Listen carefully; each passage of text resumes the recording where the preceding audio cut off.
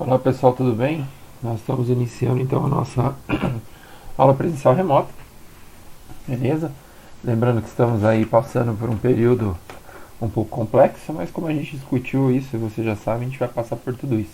Nós estamos então na nossa sexta aula, onde a gente vai falar um pouquinho sobre essa questão do composto de praça. Está intitulado aí Praça Promoção, mas a gente divide ela em duas para não ficar um pouco carregado esse assunto. Então a gente vai falar um pouquinho da praça hoje e no nosso próximo encontro aí presencial, né? A gente vai falar um pouco sobre essa questão da promoção, beleza? Então vamos relembrar. Nós falamos dessa questão dos 4 P's, conversamos sobre a questão do produto, falamos sobre a questão do preço e agora a gente abre um pouquinho para a gente entender toda essa questão de praça, ok? Se a gente fosse definir a praça de uma forma bem simples, nós entenderíamos que praça, na verdade, são os esforços que as empresas fazem para deixar o produto disponível para o consumidor final, beleza? Então a gente tenta fazer toda essa questão da distribuição e aí a gente coloca esse produto disponível ao consumidor. Então não adianta você ter um produto bacana com preço super acessível se ele não tiver acesso, ou seja, se seus consumidores não tiverem acesso a ele, perfeito? Então vamos tentar entender um pouquinho desse composto de praça. Como a gente disse aí para vocês, significa então todas as atividades na qual uma empresa utiliza para fazer com que esse produto esteja disponível para o seu consumidor final, para que ele possa utilizá-lo. Aqui ele já fala de duas formas, né? Essa distribuição, ou melhor, esse consumo, ele pode ser feito de duas formas. Ou você vai trabalhar para o consumidor final, fazendo aquela ação que a gente já conhece tradicionalmente, né, o B2C, eu vendo, tem um varejo, o varejo faz toda essa distribuição, ou eu vou trabalhar ela de uma forma organizacional, ou seja, eu faço a minha distribuição para outro canal de distribuição, ou seja, no consumidor aqui ele não tem acesso ainda. Então a gente está falando isso de uma forma empresa negociando com a empresa, ok? Então a gente faz o esquema aí do B2B, tá? Dentro dessa questão aí desse slide, ele é um pouco extenso, né? Vocês já sabem como eu gosto de trabalhar. Tem uma frase aí que eu acho bem interessante. E essa frase foi dita por Kotler na década de 60, quando vocês estão lendo o slide aí. Então, o que o Kotler diz na década de 60, né? Ele relata, e olha como isso é muito atual, por mais que esteja aí já quase 50 anos, isso tenha acontecido 60 anos, eu acho que ele é muito atual, né? E diz muito no dia dos mercados de hoje. Então, o que o Kotler disse na década de 60? Olha que interessante. A troca, que é o processo onde acontece, né, a compra do produto ou a utilização do serviço, só vai acontecer se o produto estiver no lugar certo, no momento certo, mais da hora que o consumidor deseja comprá-lo, né? Então não adianta você fazer todo o planejamento, toda essa questão estrutural, se não é o momento certo para o seu consumidor comprar esse produto. Analisa essa sazonalidade que a gente está vivendo agora, né? Você criou um produto, esse produto foi super bacana, né? Vou citar até um exemplo que está rolando aí. Acho que tem não sei se vocês chegaram a ver também, não sei em qual canal passa, mas tem uma empresa que faz acho que 30 dias que está divulgando, falando para você não pegar uma gripe, né? Porque ela está lançando o seu produto, seu antigripal, beleza? Eu acho que esse antigripal será a data de hoje, por sinal, beleza? No dia dessa aula, dia 1º. E aí, será que esse é o momento certo para esse produto acontecer? Vamos pensar, ó, eles fizeram todo o processo de comunicação, estão colocando esse produto no lugar onde ele tem que existir, então o consumidor está super informado sobre ele, mas a gente sabe que está existindo uma quarentena aí. Então esse não é o momento, talvez, não estou dizendo que aconteça, tá? Mas talvez não seria o momento certo, e isso que eu quero que vocês comecem a desenvolver esse raciocínio, para esse produto ser comprado por nós consumidores. Porque a gente não vai sair de casa, né? Então é isso que a gente tem que pensar. Só vai acontecer quando o consumidor deseja comprar esse produto. Então várias vezes aconteceram, várias coisas aconteceram, né, de exemplos que a gente tem para citar aí, de produtos extremamente tradicionais. Um que eu sempre cito, talvez para complementar essa ideia aí, tem o Bis Branco, chocolatinho da lá que todo mundo conhece, mas a maioria talvez de vocês não se lembra quando o Bis Branco foi lançado, né? E o que aconteceu quando o Bis Branco foi lançado? Na verdade, o Bis Branco, quando ele lançou, ele fez toda uma proposta, existiu toda uma busca sobre esse produto, e aí o que aconteceu? As pessoas começaram a adquiri-lo, beleza? E aí, quando começou toda essa questão de adquirir esse produto, automaticamente ele se esgotou. Então, assim, existe um grupo de pessoas que não compraram bis branco. E a gente tem que entender toda essa questão do conceito de prazo, essa questão de logística. Para você fazer esse produto chegar ao consumidor final, existe aí uma série de etapas. Então, a logística não é só entregar o produto. A logística vai desde a concepção da matéria-prima até chegar do consumidor final. Então, você imagina lá que está tendo que buscar lá, talvez, né, a matéria-prima, fazer esse produto, fazer distribuição, chegar ao varejo para chegar no consumidor final.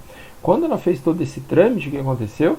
O consumidor não queria mais o bis branco, ou seja, a forma ou o momento, aquele moment, ela acabou perdendo. Beleza? Então, quando continua no slide, ele sabe que atender essas condições não é fácil. A gente mora num país extremamente grande, né? É gigantesco. O Brasil com cultura diferente, forma de pensar diferente, um age de uma forma diferente do outro. Então a gente tem que começar a pensar nessa questão de transporte, armazenamento e tudo isso.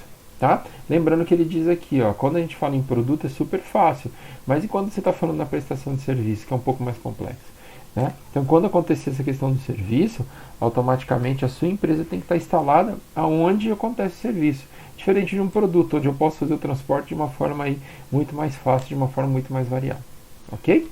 Continuando dentro dessa questão, a gente tem esse atributo do canal de distribuição de marketing. Beleza? Opa! Ou o que significa essa questão do canal de distribuição de marketing? Na verdade, o canal de distribuição de marketing é um sistema onde existe não só a questão da sua organização, ele é muito mais amplo do que a questão da organização. Ele é composto, além da organização em si, ou do nome dessa empresa, por pessoas, que é um ativo bem interessante, né? E outros recursos que estão inclusos dentro dessa organização. Por exemplo, como um prédio, como equipamento, como um veículo, como estoque que você produz. E quando a gente junta tudo isso aliado a um processo de distribuição extremamente rápido e eficiente, esse produto, esse serviço, ele está disponível para o seu consumidor de uma forma muito rápida, criando, nesse caso aí, vantagem competitiva perante seus consumidores, perante seus concorrentes. Ou seja, você sempre está um passo à frente do seu concorrente, tá? Mas isso a gente tem que tentar fazer funcionar de uma forma extremamente efetiva. Eu vou citar um exemplo aqui para vocês entenderem como funciona. Esse exemplo aqui, ó, nós vamos colocar 3 fabricantes, beleza? E cada fabricante aqui, ele vai usar um canal direto para atingir os seus consumidores, beleza? Então, nessa ideia aqui, ó, a gente vai ter várias formas de você fazer o contato, beleza? Então, um consumidor 1 aqui, um fabricante 1, para chegar nos 3 consumidores, ele vai fazer 3 ações. A mesma coisa do 2, a mesma coisa do 3. Então, isso faz com que você gaste tempo, isso faz com que você gaste energia, isso faz com que você gaste equipamento e assim vai sucessivamente.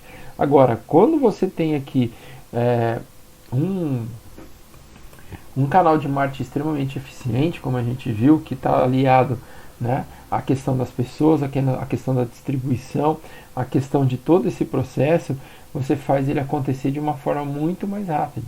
Por quê? Porque você coloca aqui, ó, o intermediário trabalhando a seu favor. Então, olha lá, ele faz as negociações com os clientes certos, da forma certa, né? Eu não preciso talvez atingir todo mundo, eu só tenho que atingir quem é realmente necessário para o meu cliente, ok? Então, o que acontece nesse caso aqui? Eu, como empresa, tenho meu produto, arrumo uma pessoa, um parceiro, um intermediário para fazer esse contato para mim e ele fica responsável pela distribuição dos clientes certos. Eu dou todo o suporte para ele, mas ele faz. Vamos dar um exemplo bem simples, talvez, para a gente tentar entender. O sistema de ensino presencial conectado, no caso o EAD, o ensino à distância, tá? É inviável para uma instituição de ensino superior hoje ter todos esses contatos aqui, ou seja, ela bancar uma série de requisitos que o MEC existe. Falando por experiência agora, tá? Como avaliador.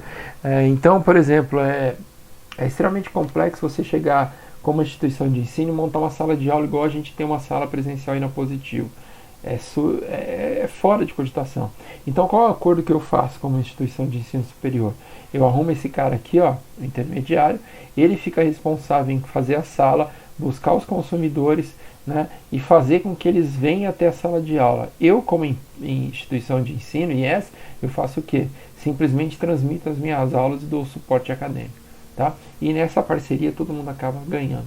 Mas a gente não fala só nesse fator de economia, como a gente está vendo aqui. Essa questão do canal de distribuição, ela me dá também algumas outras vantagens. Beleza? Para a gente fechar aqui, ó.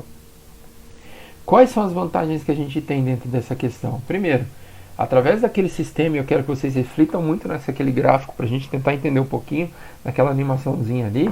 Eu consigo, junto ao meu intermediário, fazer talvez o meu produto ser acessível.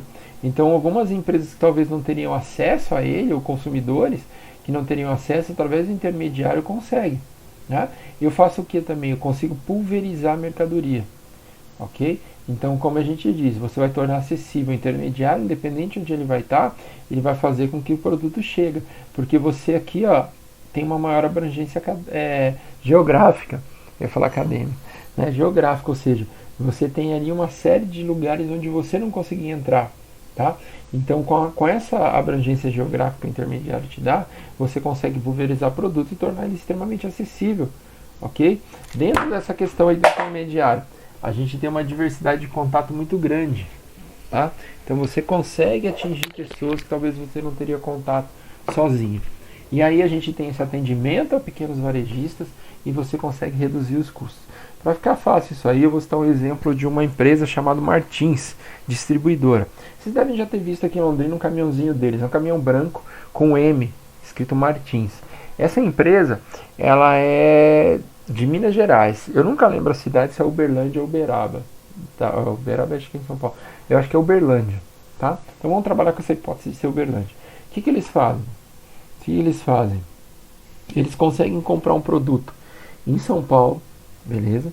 Trazer para Uberlândia e fazer com que esse produto volte para São Paulo, atendendo um pequeno varejista aqui, ó, com custo muito menor. Mas foi assim, mas como assim, Regiane? Por quê? O que acontece? Ele consegue vender a quantidade certa para esse varejista com redução de custo. Ou seja, eu não preciso comprar, por exemplo, um house. Vamos pegar o house como exemplo. Eu não preciso comprar uma caixa fechada de house. Eu posso comprar lá um pack pequeno e para esse varejista compensa muito mais. Então ele tem um custo muito menor. E ele acaba ganhando, lógico, porque ele fraciona. Beleza? Então ele consegue atingir o intermediário, consegue atingir pequenos varejistas. E isso pro pequeno varejista existe uma redução de custo muito grande também. Beleza? Então, pessoal, essa é a nossa conversa que nós temos aí sobre o P de praça. Lembrando que sempre a gente está deixando uma atividade aí, né? Essa atividade já tem um prazo pré-estabelecido para o dia 14 de abril, salvo alguma mudança que apareça. Né? E a gente está se encontrando, e isso eu acho extremamente interessante deixar claro, para as nossas lives. Elas estão ocorrendo no horário de aula. Nessa aula de especificamente dia 1º de abril, ela ocorrerá no segundo horário, às 9 horas. Beleza? Então eu encontro vocês lá. Bons estudos aí e a gente vê numa próxima oportunidade. Até mais.